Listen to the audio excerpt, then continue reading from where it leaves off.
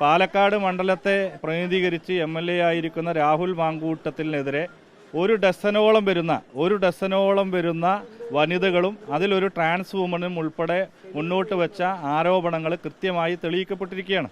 അപ്പോൾ അദ്ദേഹത്തിനെതിരെ ഇന്നലെ ക്രൈംബ്രാഞ്ച് കേസ് രജിസ്റ്റർ ചെയ്യുന്ന അപ്പോൾ ഇതുവരെ കേസുണ്ടോ പരാതിയുണ്ടോ എന്നൊക്കെയാണ് യൂത്ത് കോൺഗ്രസും എല്ലാം നിരന്തരമായി ചോദിച്ചുകൊണ്ടിരുന്ന ചോദ്യം. ഇപ്പോൾ കേസ് രജിസ്റ്റർ ചെയ്തിരിക്കുന്നു. അദ്ദേഹത്തിനെതിരെ കൂടുതൽ അന്വേഷണങ്ങൾ നടന്നുകൊണ്ടിരിക്കുന്നു. ഓരോ ജനങ്ങളിലും വീടുകളിലേക്കും എത്തിക്കാനാണ് ഇത്തരത്തിൽ നേരിട്ട് പാലക്കാട് മണ്ഡലത്തിലെ ഒരു വോട്ടർമാർ അപ്പോൾ അതിൻ്റെ ഒരു മണ്ഡലം തല ഉദ്ഘാടനമായിട്ടാണ് ഇവിടെ പറക്കുന്നത്. പാലക്കാട് മുനിസിപ്പാലിറ്റിയിലെ വീടുകൾ ഇപ്പോൾ ഞങ്ങൾ കയറിക്കൊണ്ടിരിക്കുന്നത്. വരുന്ന ദിവസങ്ങളിൽ ഈ മാത്തൂരും അതുപോലെ തന്നെ മറ്റേ പിരായിരിയിലും പാലക്കാട് ഉൾപ്പെടുന്ന മുഴുവൻ കണ്ണാടി ഉൾപ്പെടെയുള്ള മുഴുവൻ പഞ്ചായത്തുകളിലെയും വീടുകൾ കയറി ആളുകളെ നേരിട്ട് കണ്ട് ഈ ക്യാമ്പയിൻ്റെ തുടർച്ചയിൽ MLA രാജിവെക്കുന്നത് വരെ മുന്നോട്ട് പോകുന്നതിന് വേണ്ടി തന്നെയാണ്